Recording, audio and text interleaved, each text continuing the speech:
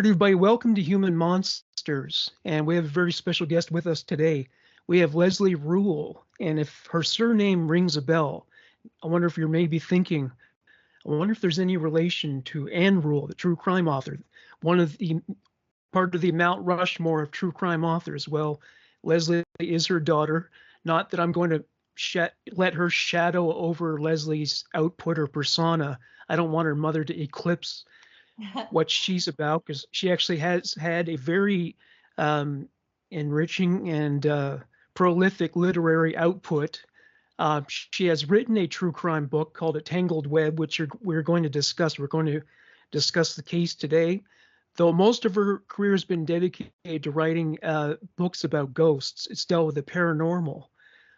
So, and actually, what I was interested in terms of your biography, I read the Wikipedia page, and just one detail involving your mom before we go into your own thing. It says that she introduced you to a serial killer, and I'm wondering, was it Ted Bundy? It sure was. Yes, when I was 14. Do you want Wow, me to tell you how the meeting came about? please do, yeah. Well, it was June 1972. I was 14 years old, and my two best friends and I went to the Rolling Stones concert at the Seattle Coliseum. And my mom was a volunteer at the Seattle Crisis Clinic, and that was a suicide hotline. And she was volunteering there because her brother had committed suicide and she hadn't been able to help him. So she felt she had to do something to help someone else. And she was paired up with Ted Bundy. He was working, he was a student and he was working for an hourly wage. And they worked together 2 nights a week in this old Victorian house on Capitol Hill in Seattle. And my mom got to know him really well during that time because on nights when the phones didn't ring, they would talk to each other.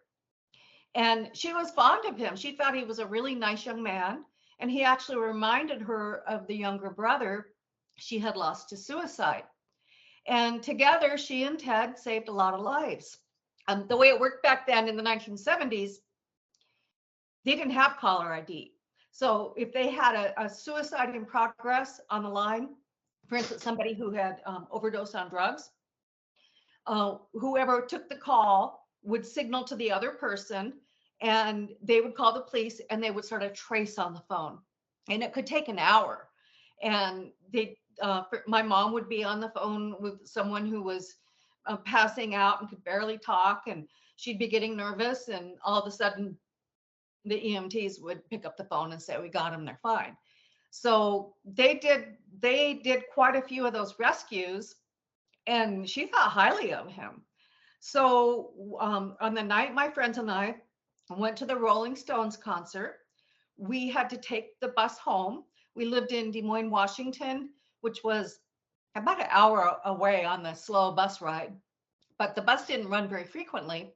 And my mom did not want us to wait 2 hours out in the dark for the bus to come. So she went and picked us up and brought us back to the crisis clinic where we would be safe with her and Ted Bundy. And I remember Ironic. walking in and he got up to greet us. And I thought there was something off. And I can't say that I was afraid, but it struck me as odd at age 14 that he would not meet my eyes when my mom introduced us. He kind of ducked his head and he looked at the floor. And at 14, you're used to, he wasn't that much older. He was a decade older than we were, my friends and I. And like all 14-year-old little girls, we were cute. And you're used to men of all ages looking at you. But he would not even meet my eyes. And that struck me as odd. And then my friends and I went into the other room and played Chinese checkers. And I remember feeling really left out because my friends went on and on about how cute he was. They thought, "Oh, Ted, oh, he's so cute." And I remember sitting there feeling like there was something wrong with me because I couldn't see what they saw. And I felt really bad about it. I got very quiet. And at that age, maybe more, maybe most 14-year-olds are more confident than I was, but I looked to my friends, to my peers, to see how I was supposed to react to things. And I thought, well, there's something wrong with me because my friends both agree that he's cute and they just raved about him, but I didn't see it at all.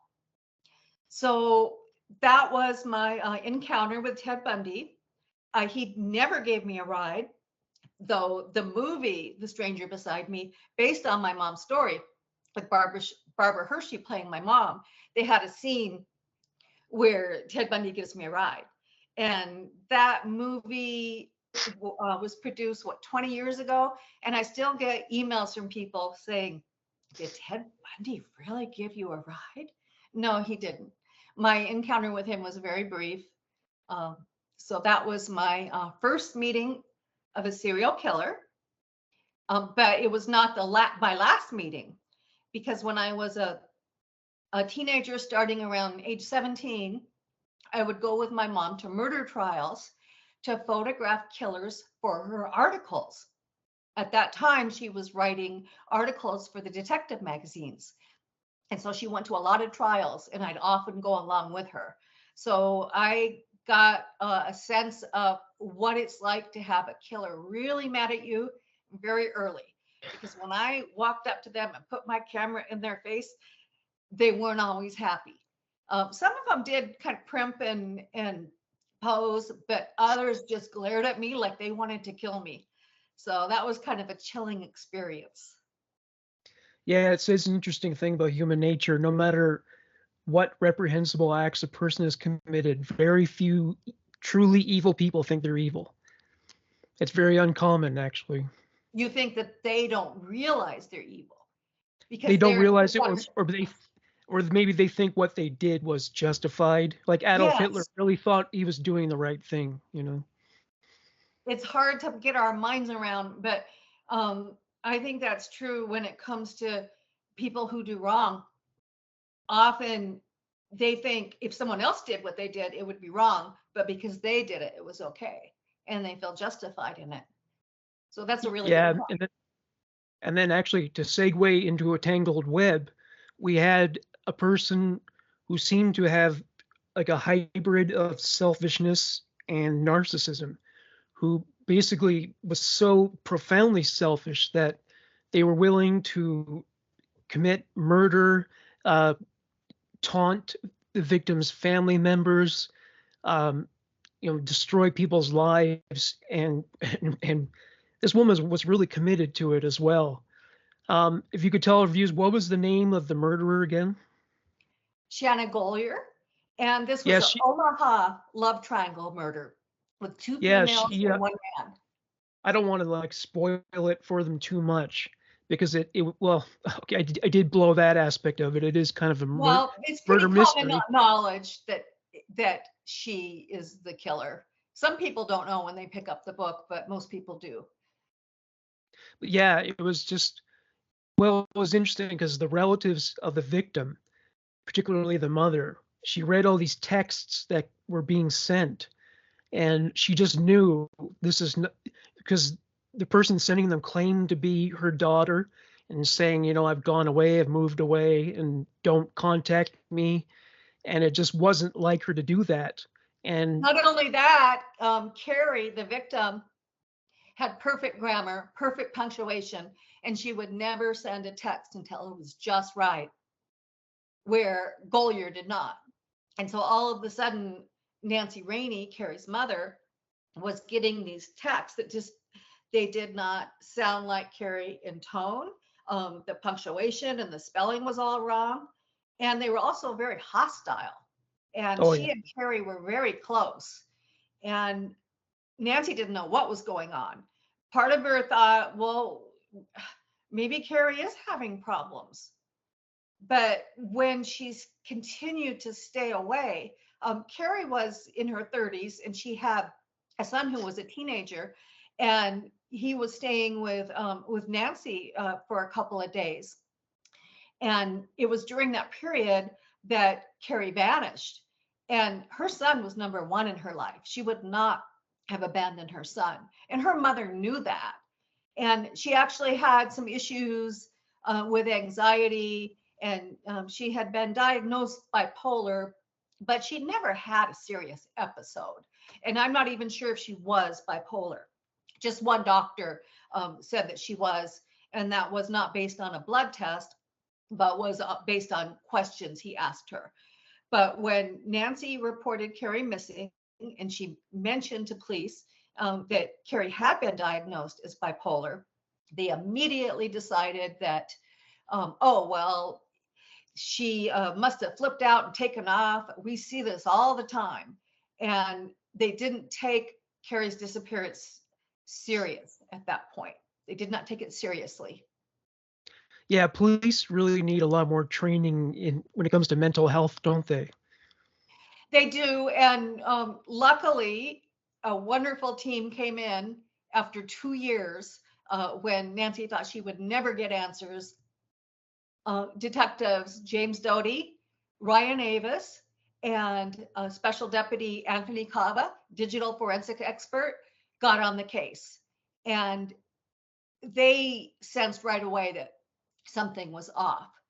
It was a bizarre scenario because Carrie lived in Iowa and across the bridge from Council Bluffs, Iowa, is Omaha, Nebraska. So the states are right next to each other, just very, very close. But there were different police jurisdictions. So in Iowa, Carrie was reported missing, but in Omaha, Carrie's killer was making it appear as if Carrie was stalking people. The killer was she actually sent 20,000 emails and texts in her victim's name, tormenting emails to people. And a number of people in Omaha were convinced that Carrie was a stalker. The boyfriend, David Krupa, he was the object of Liz Golyar's affection. And the reason why she killed Carrie was to get rid of her competition. So he believed, Liz tricked him into believing that Carrie was stalking them both. He never dreamed that Carrie was actually dead. He liked Carrie a lot better than he liked Liz. He'd been dating Liz just a few months when he started seeing Carrie. From the beginning, when he met Liz, he told her, "This is not an exclusive relationship. Don't expect me to ever be your boyfriend. We can hang out. That's up to you." He didn't mind her and they had a good sexual relationship, but he knew he could never develop deep feelings for her. And he was very clear about that. But when he met Carrie, there was a spark. And Carrie was extremely intelligent and he was really impressed with that. Carrie could sit down and have a conversation about things in the news where Liz couldn't. She just wasn't as bright as Carrie was. And Dave was very intrigued with her and had been dating Carrie just 2 weeks when things flipped. Carrie had actually been staying at Dave's house and he got up early one morning. It was mid-November 2012. Dave got up to go to work and Carrie was supposed to go to her job, which was about half a mile away from Dave's apartment. And mid-morning, Dave started getting these weird texts from Carrie. Now, one of the reasons that Dave really liked hanging out with Carrie was that she was not possessive and she was on the same page he was. She did not want a committed relationship. She wanted to take things slowly. That was perfect for both of them. She had also been in relationships where people had gotten too clingy. So Dave was at work at his job as a mechanic when mid-morning he got a text from Carrie's phone and it said, "Hey, let's move in together." And he thought, that's bizarre because that is completely different attitude than she had the last 2 weeks. And he wrote back and said, "Oh no, we can't do that." And then he immediately got a hostile text from Carrie's phone. He thought from Carrie saying that was swearing at him and saying she never wanted to see him again. And he was stunned. And he told his friends at work and they said, "Oh, I went through something similar." And he started to think, well, I guess I only knew her 2 weeks. I guess I didn't know her too well. I guess I dodged a bullet. And he dismissed it. And he actually very soon came to detest Carrie because he believed that she was stalking him. The stalker did horrible things. She put rocks through his windows. She spied on him constantly. She sent threatening emails and texts to everyone in Dave's life. She she vandalized the windows where Dave worked at the auto repair shop. She painted the windows to say Dave beats woman. Dave believed that it was Carrie doing these things. And when he did finally learn the truth years later, he had terrible guilt that he thought these horrible things about Carrie because he realized she was the wonderful person he believed she was when he first met her. Um, it was quite an eye opener. It was quite an eye opener when Dave finally realized that it was Liz who had been stalking him all along.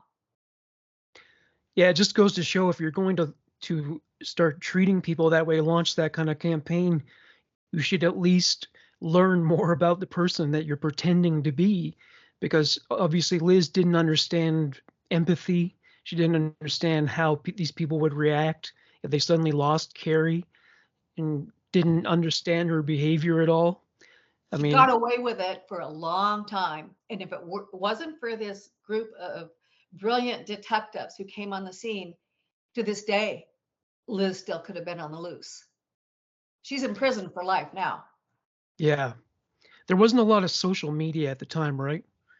Or was Facebook Well, there existed? was because this was actually 2012, and Liz used social media to stalk her victim. She stalked Carrie on Facebook, and Carrie was really careful with her passwords.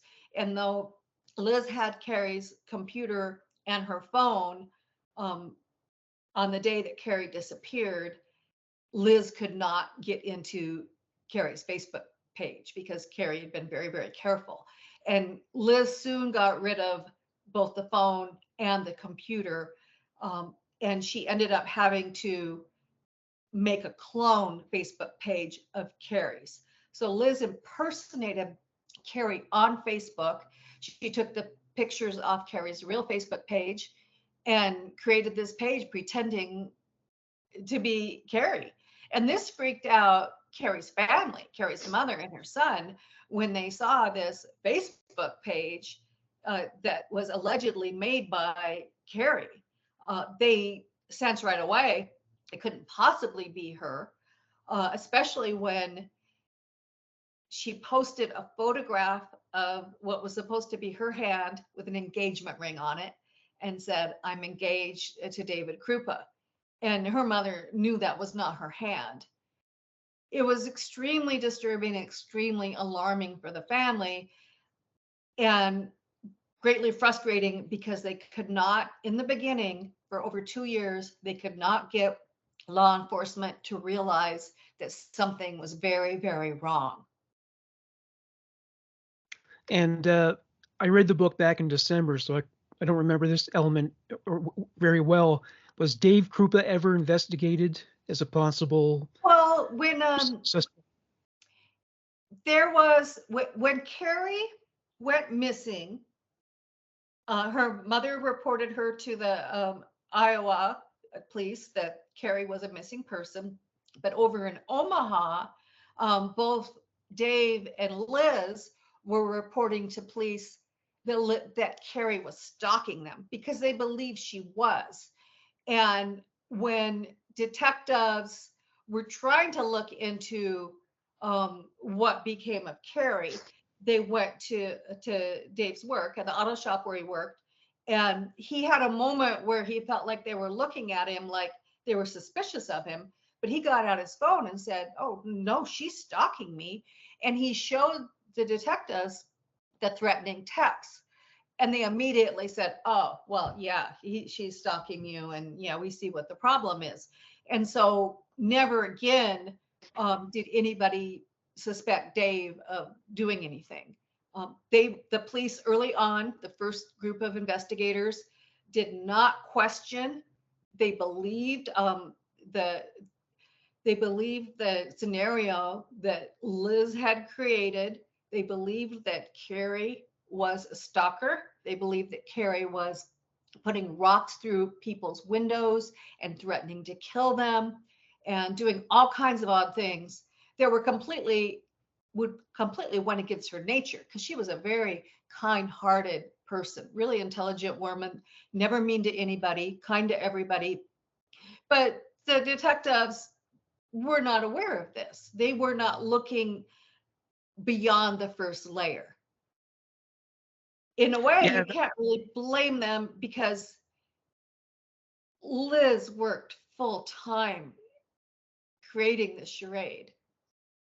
oh She yeah. sent texts and emails, and she got Dave to back her up because she convinced Dave that Carrie was stalking them. And one of the ways Liz did that was she'd be hanging out at Dave's apartment and they would be watching TV, and all of a sudden they would both get an alert on their phones, and they would look, and it would be a threat from Carrie. Dave didn't realize there was an app that allowed you to time a note to set it hours earlier so it would come at a particular time. Mhm. And because I had asked him when we sat down together, I said, what was it that made you believe that it was Carrie stalking you? And he said that was the thing that really got him. It just didn't occur to him that there was a way for someone to send the text early. So if he's sitting right next to Liz watching the TV and they both get a threatening text, it was pretty convincing. Yeah, and I recall that when suspicions began to arise around Liz, a lot of it had to do with some of her other ruthless behavior. Like she moved in with Dave at one point, right? And Liz, didn't she, or she moved in well, with she moved someone? in with that. She moved. She had another boyfriend. I called him Garrett in the book, but Oh, yeah, Liz gave the impression to Dave that he was the only one she was seeing. And he was very clear that he was dating multiple women. But Liz wanted Dave to believe that she was loyal only to him. In reality, she was dating also. She was somewhat promiscuous. So, unbeknownst to Dave, Liz was living with her boyfriend. I gave him a pseudonym in the book, Garrett. yeah. So, And she really kind of forced herself on him in terms of moving into his place and bringing all her stuff and spending. Didn't she even kind of put him in debt at some point?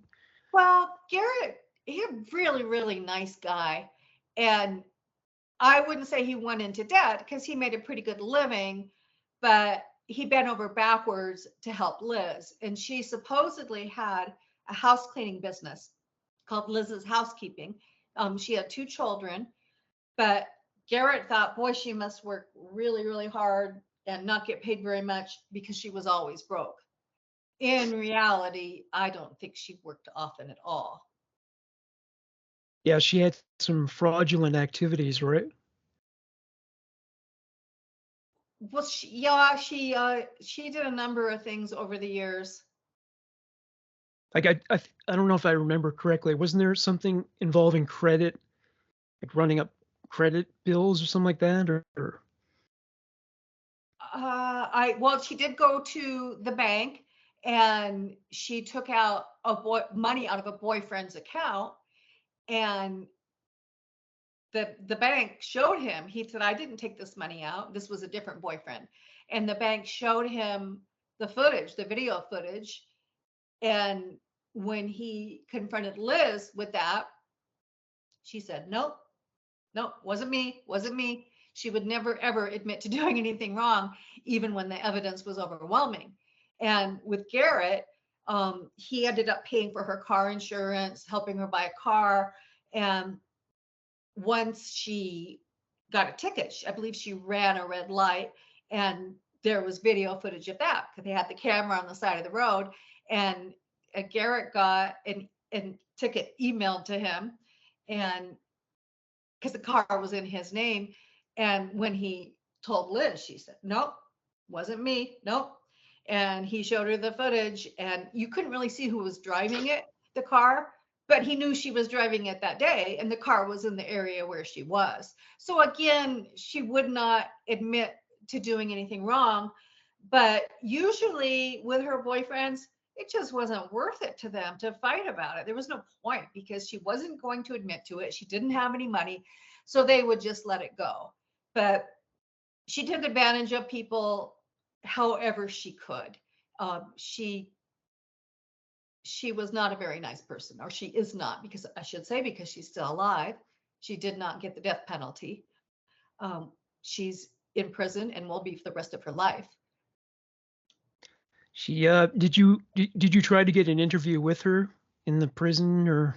Well, early on, when I started working on the book, I sent Liz a letter and I told her that I was writing a book and asked if she wanted to talk to me. And she declined in reply letters, very, very polite, thanking me profusely, and said it wouldn't be good for me to have a book out there right now because I'm trying to prove my innocence. And at this point, she'd already been convicted. And some time went by.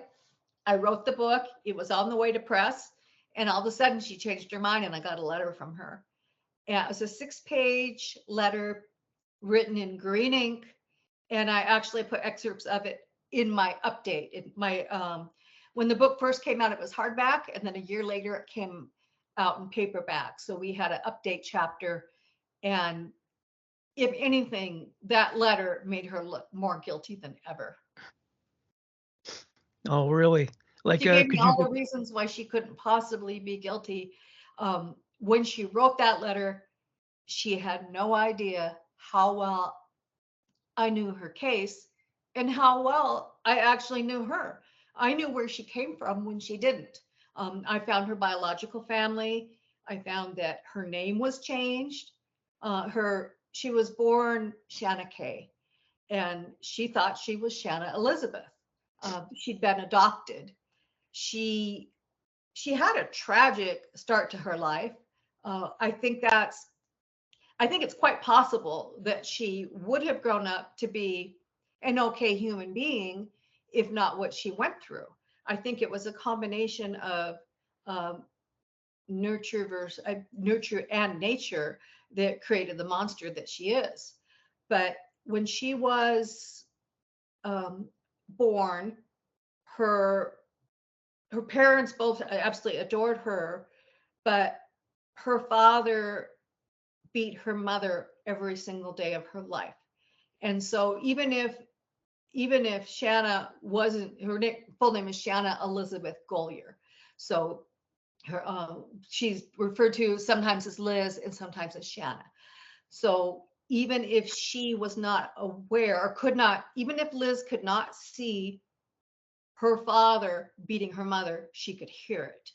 And so imagine your brain is just developing and you're exposed to this every single day of your life. And her mother was a very kind-hearted, wonderful person. And she lost custody of Shanna and her little brother because of her abusive boyfriend, because the state took the children away.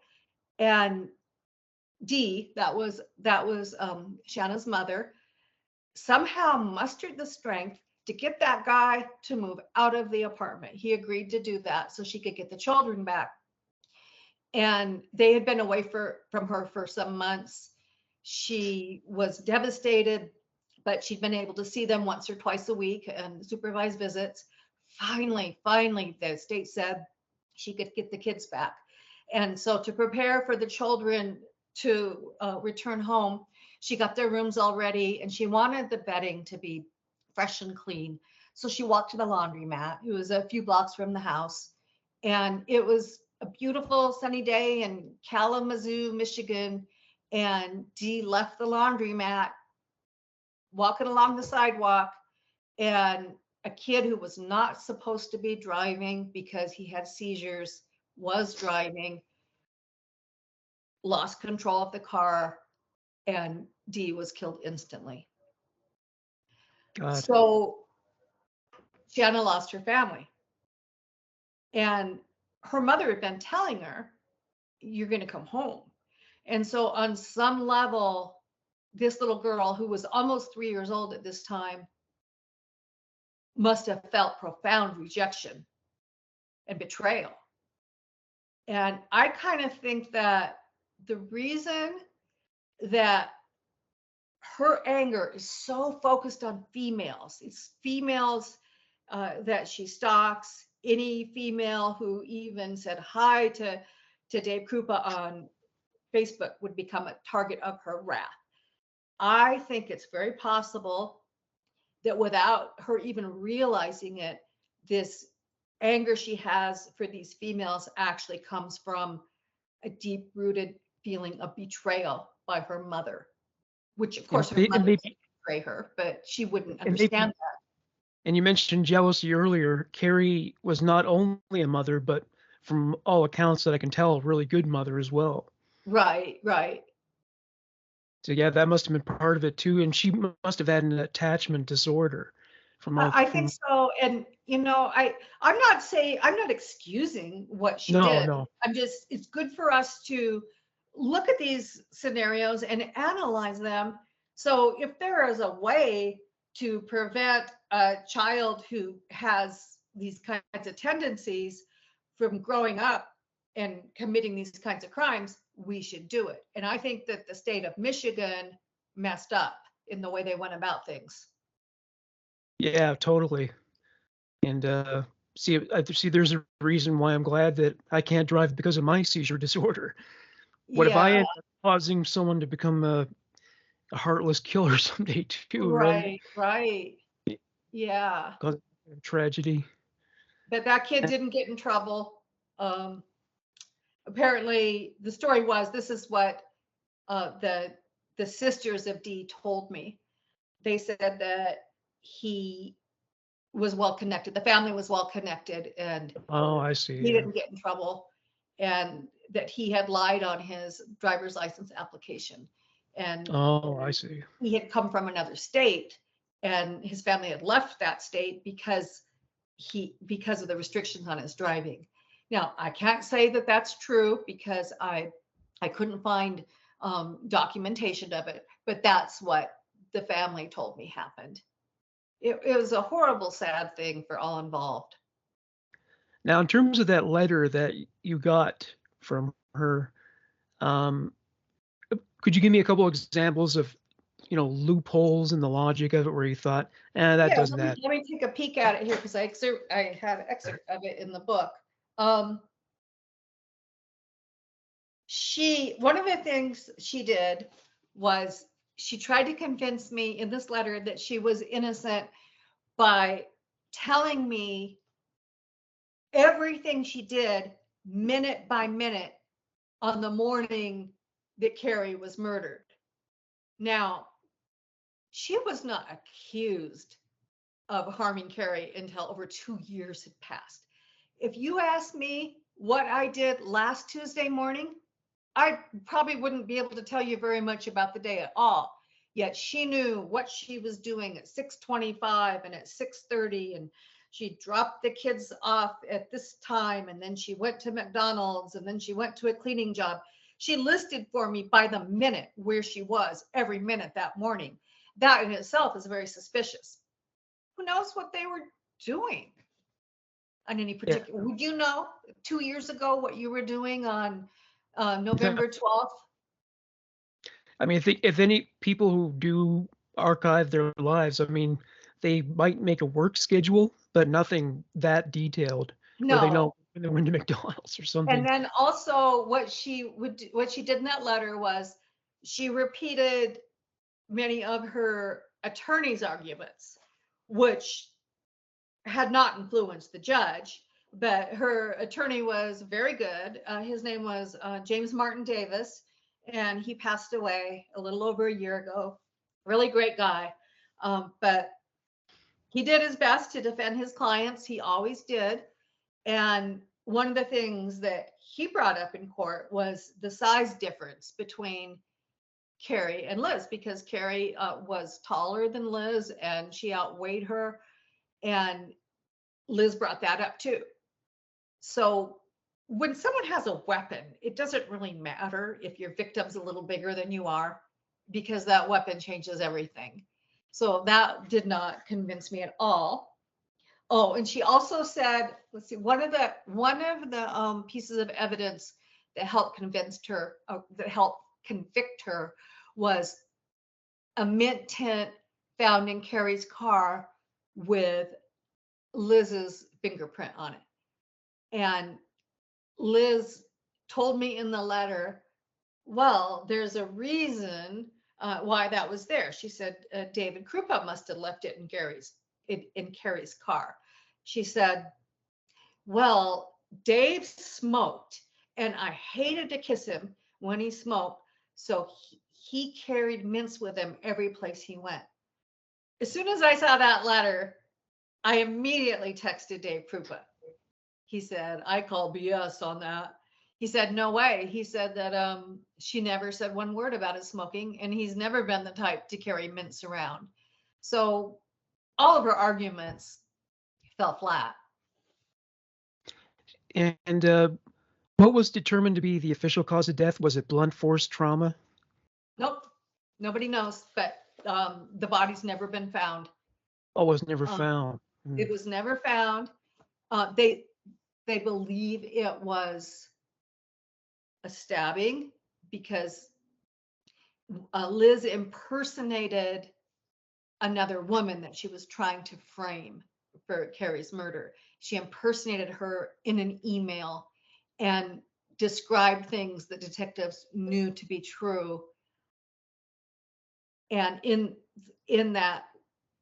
those emails, Liz actually also said that she stabbed Carrie. And because the other things that Liz said were true, they could prove to be true. For instance, the fact that Carrie died in the car. The detectives did find that the passenger seat was saturated with blood, and DNA proved that to be Carrie's blood.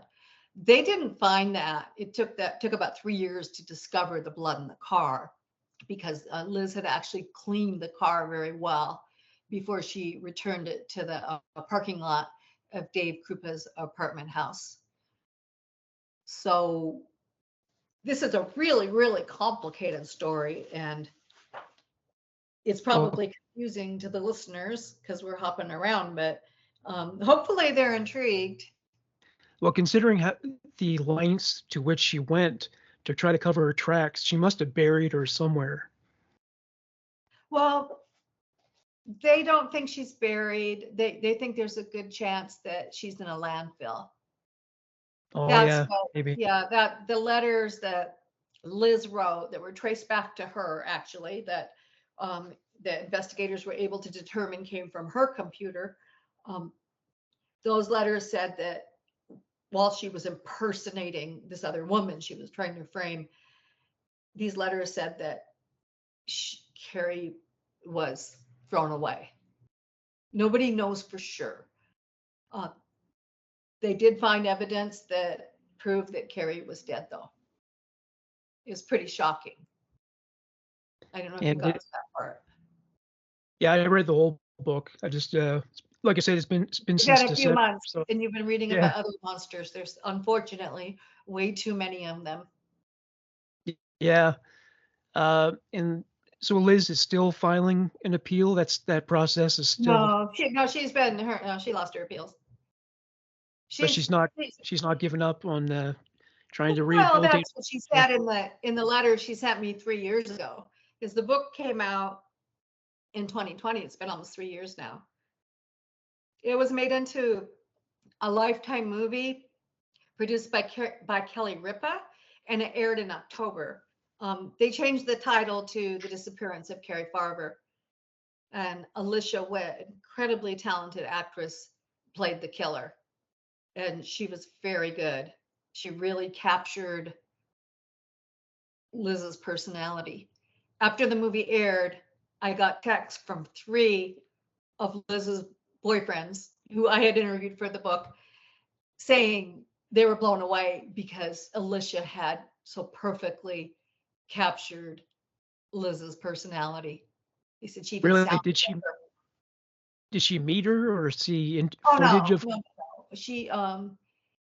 She read my book, and Alicia described it as channeling her. She's just an incredibly talented actress.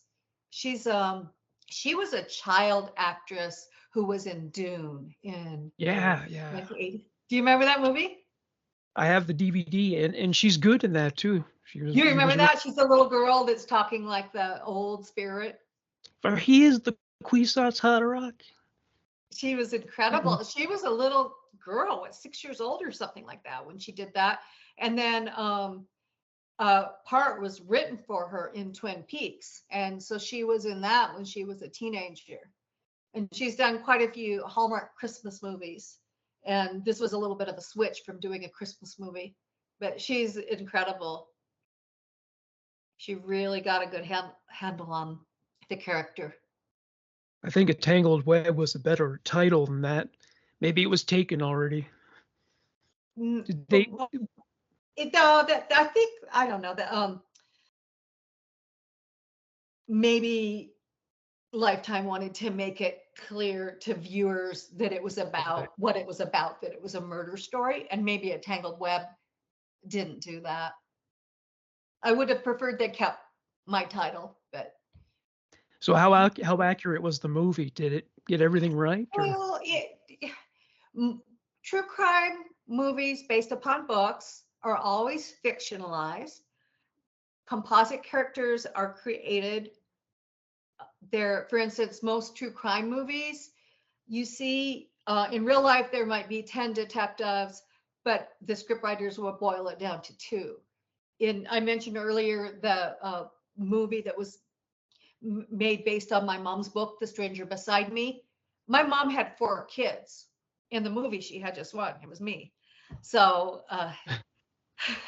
they always change things. This story is so complex. There is no way for script writers to tell it in a 2-hour format. It would have to have been a mini series to cover everything.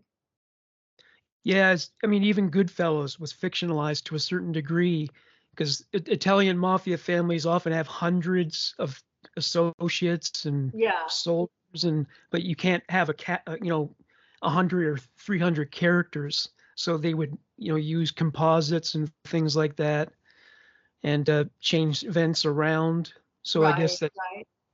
yeah, I guess they always take liberties, don't they? They do, and that's just the way it's done. And there's nothing wrong with it. It's just the way it's always been done. So did you go back to your mother's true crime books for inspiration or guidance on how to write the Well, book? the thing is I started working with my mom at age 17 and assisted her for years. So it just came to me naturally. I helped my mom with research. I took photos for her books. I helped proofread. It was something that was ingrained in me because I'd been around it forever. And I was already a writer. And I had written about murder in one of my ghost books, When the Ghost Screams, True Stories of Victims Who Haunt, is about ghosts, earthbound people seen around the sites of where murder occurred, where violence occurred. And so I had written about murder in that book in shorter stories. So it just came pretty naturally. I've just been around it forever. God, why would the ghosts even want to hang around there? That's a big question for Why does me. a ghost want to hang in the spot where they died? Where they were Well, killed, yeah. yeah, What's the point? I think that on the other side, there's probably no time. And it seems to be emotion that is the main cause behind a haunting. So it's intense emotion, and it doesn't matter if a minute went by or a century went by, because there is no time on the other side. So people will say, well, why is Why is that ghost haunting that horrible little house? Why is she stuck there after 100 years? And we have to realize we're looking at it from our perspective. From the ghost perspective, it's just a flash. It could be just a flash. I think Yeah, it's time true. is a concept that we accept. We have to abide by the rules of time.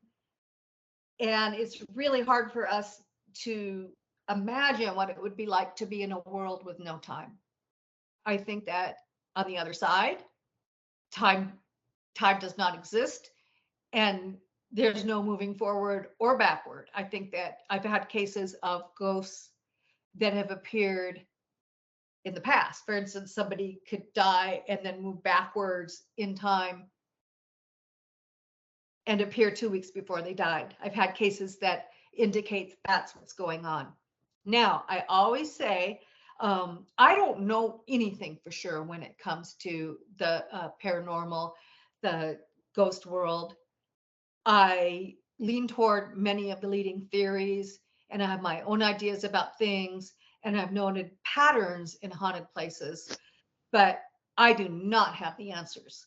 I'm not a ghost expert. I don't think anybody is. I don't think we can be until we're on the other side. But I love to talk about it and explore the possibilities. Well, I've seen a few in my bedroom because this used to be a nursing home, and Oh, so your there's been a house? lot. Yeah, and there's been a lot of death here. It's now an apartment building for seniors because I'm a caregiver to my mother, and they like to wake me up and just stare at me, which is pretty disconcerting. Um, Oh, are they the yeah, old folks that died there? not they didn't all seem to be that old. Well, one guy seemed like he was just in his 50s, and I woke up one day during a nap, and he was like standing next to me, staring down. And the thing is, ghosts don't always look like translucent. A lot of Right. them look like carbon-based beings. They look Yeah. real, and that's what's Yeah. scary most of the time. I didn't think he was a ghost at first. Scary to Um, think that a live human being might have broken into your place. yeah, I mean, even though we have a self-locking door, so no one can break in without making a lot of noise. But yeah, first time it happened was like 3 or 4 days after we moved in. Woke up, saw this old lady walking away from my bed, and I'm like, how the hell did she get in here? Um, Wow. it was Did you always get a after look at her coming out. face? Did she? Was she just her walking away? I only saw her from behind. It was weird. Did the 50-year-old guy, did he appear once or more than Just once? once, just once, and a lot of them have this kind of impish disposition where they're smiling, like it's a prank, like it's a joke to them. Like, I'm gonna scare the shit out of this guy. It's always coming out of sleep too. I mean, Yeah, paranormal paranormal experts do have theories regarding sleep and the connection to the spirit world, the pineal gland. right. So I guess there is a connection. But yeah, I've never just been walking through the apartment and seen a ghost. Though I know I've heard objects falling down. So maybe that's You have a them. pretty strong sixth sense, don't you? Like this, you've always had this. Oh yeah, yeah. I'm a psychic and a medium, a spiritualist. I read tarot cards, and Hmm. so I've been doing that for a long time. My mother is a psychic as well. So Oh, really? yeah, It I've runs in done families. yeah, I've kind of, I don't know if I would call it a seance, but spiritualists can pick up energies from spirits when they're conscious, and I've done that. And but yeah, there's always seems to be some kind of unresolved business with them. A crime, or Right, sometimes like a speakeasy was converted into a museum, and people saw ghosts there, and they were all like right, gambling, drinking, and yeah, it's always unfinished business with them. And right. speaking of unfinished business, um, do you have any idea how Carrie's family is doing now? Have they healed, or I guess that never ends, right? No, it's it doesn't get any easier, especially for her mom. And Yeah. she's instilled in a lot of grief and pain. My heart just goes out to them because it's such a horrible thing, and it did not have to happen. It's such Well, a yeah, waste. it happened in such a horrific way, and on top of that, to have the murderer taunt you for it was Yes, years. That went on for years. Yes, it did. And Liz would pretend to be Carrie and would send emails saying, "I want to come home," and get her family's hopes up, thinking that, well, maybe she is alive. Maybe this is our daughter. Maybe she does want to come home, and only to have their hopes dashed. It was Yeah. cruel. It was a very cruel way to play with a grieving mother. Oh yeah, she's a sadist for sure.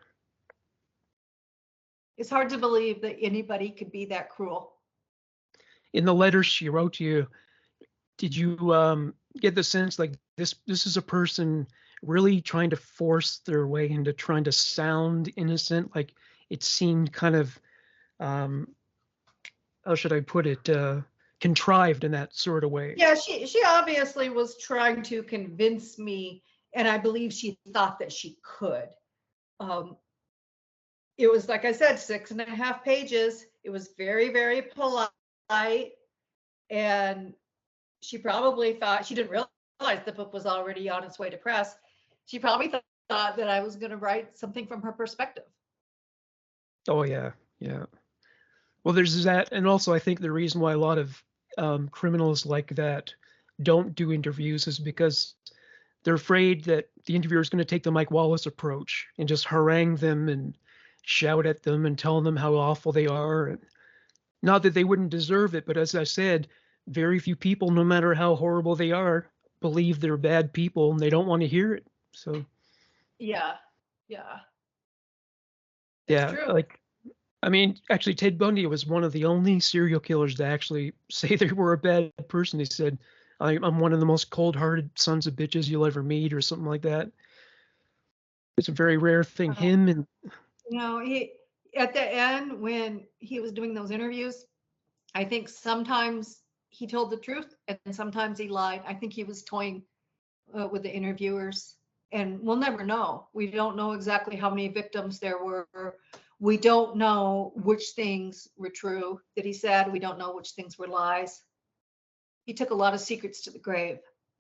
well, yeah, I mean, I think one of the reasons why he couldn't look you in the eye and why Liz couldn't conduct these phony relationships to try to maintain the cover up is because these people, they don't understand human nature. They don't understand how to connect with people emotionally.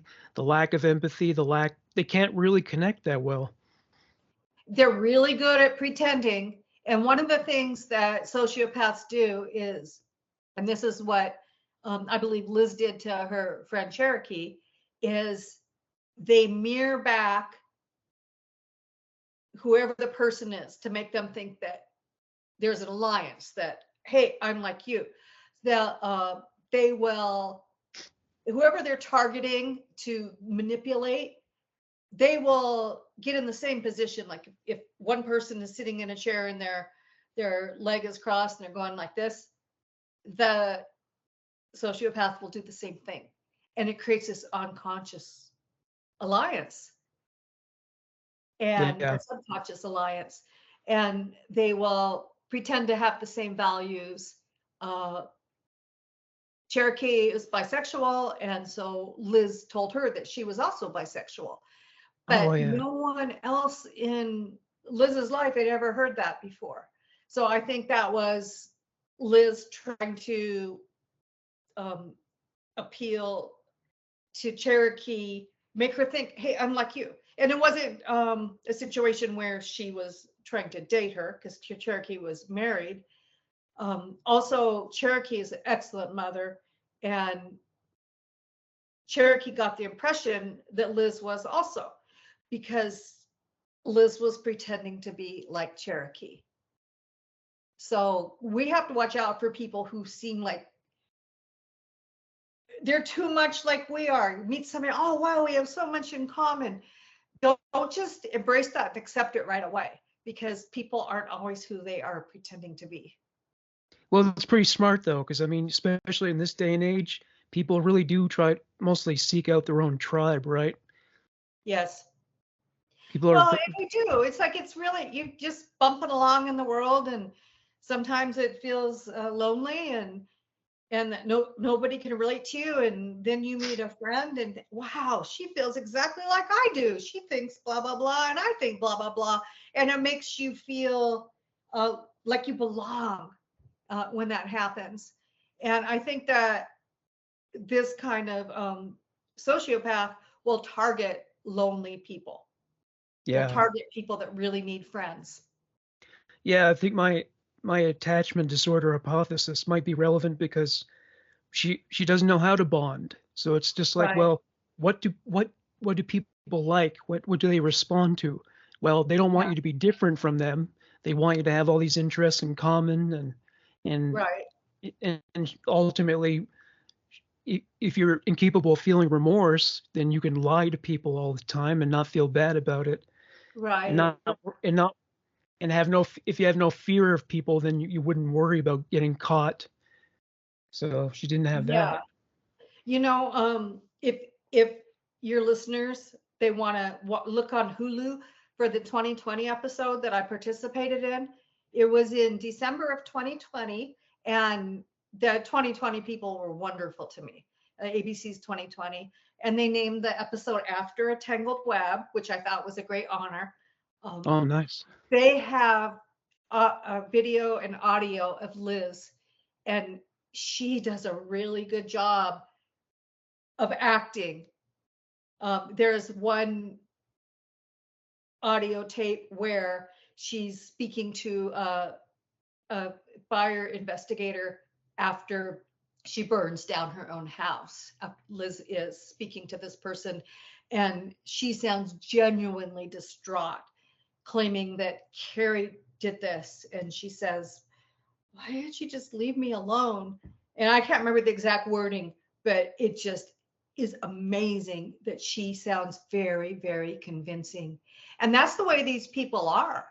Many of them are so good at getting away with these kinds of things because they are convincing. But you're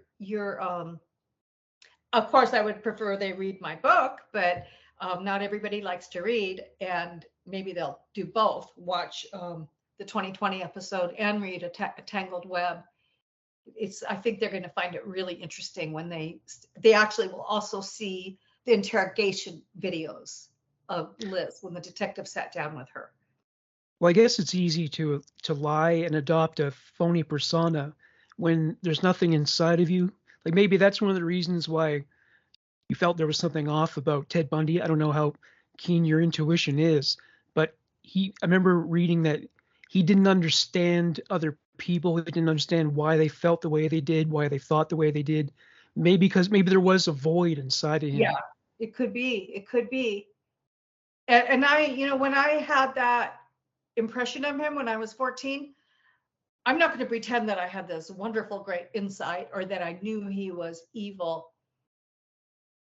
I can't really put my finger on exactly what it was. It was it was just kind of a general feeling that something was off, and noticing that he wouldn't look me in the eyes. So I'm not going to say I had great insight when I was 14, but yeah. Yeah, if I recall correctly, I don't know if he started killing at that point. He might not have. Started what? I don't know if he started killing by that point. I Nobody think really knows for sure when yeah, it started, but that was before, a couple of years before uh, that we became aware that women were disappearing. Young yeah. teenage girls mostly. 1974 was Yes, 74 was the year when he yeah, really started, right. getting It was, prolific. yeah, it was 2 years afterward that we know of. People speculate that he was involved in other murders, but no one knows for sure. And so, do you still have your mom's old archives from all the true crime writing and stuff? Um, no, I don't have that, but I have all of her books. Oh yeah, well that's still a good archive to have. So did she teach you a lot about um, just criminal Well, science in general, or I think that it's learned through osmosis. And when I think of all the trials that I went to her went with her over the years, we went to Seattle and Eugene, Oregon, and San Antonio, Texas, and Wilmington, Delaware, and all the trials I sat through and listened to testimony and the photos I took of the killers. You just can't help but learn when you're immersed in that. Yeah, And of of course, course. we Yeah. would talk, my mom would be driving and we would be discussing things for many hours on the road. And it was never with the idea that I was trying to learn. It was just also fascinating. Yeah, of course. Do you plan on writing another true crime book in the future? I might, that could happen. I Yeah. don't Yeah. have one in a plan right now. Um, Writing true crime it's much more stressful than writing about the paranormal. When I write the ghost books, they're collections of stories. Like the stories are anywhere between 3 and 6 pages long. Each book has probably at least 50 to 100 stories. And they're little bite-sized stories that I don't have to immerse myself in somebody's life for a long period of time. With the true crime books, I feel this great sense of responsibility to the victims and the victim's family that I just want to handle the subject so carefully so they're not going to be hurt any more than they are. And there's a lot of pressure trying to get all of that right. Yeah. Well, I think one thing that's going to probably has already become a liability for the true crime literature, the people who are writing it, is that the offenders have been reading the literature and they've been learning from the mistakes of other offenders. So they're probably not getting caught as much as they used to. Well, except we have so much better equipment to detect the DNA. The Oh, forensics yeah. in DNA has gotten incredible over the last few years. And then also now there are security cameras everywhere. So it's much Yeah. harder and we can track them. We can look at their cell phone, see where they were, look at their computer. Everybody leaves a digital trail now. It's very unusual if someone doesn't have a digital trail. So while in some ways maybe it's that the scales have tipped for the killers. For instance, they can also use electronics to commit their crimes. I think that it's worse for the criminals. I think that the scales Oh, I'm have tipped sure. more in favor of the detectives. Yeah, and the behavioral sciences division of the FBI got really good at figuring out who the offender might be. At first, law enforcement used to be really skeptical about that, but John Douglas, I think his name was, he used to come in and say he's got to be this kind of guy, probably lives this way and comes from this kind of city or whatever. And quite often he was right on the money. So they, Yeah. yeah, that's Well, another. all the time it's improving and we're learning with every passing year. You know what we really need to do is we need to start with the baby, start with the children and make sure they're nurtured, make sure they're cared for. That's how we're going to prevent murder in the future. Oh, yeah. Well, the fountain of evil will always run eternal. That's what I think. I'm not even being pessimistic. It's Yeah, just always that way. it seems that way, doesn't it? Yeah. Well, thank you so much for joining me, Leslie. I really appreciate it. It's been a very enriching talk, and I'm sure my listeners and viewers will enjoy it. They must Good. have read your mom's book, and I hope they read your book. Well, thank you. It was fun. It was nice to chat with you. Yeah, likewise. Have yourself a good night. You too. Take care.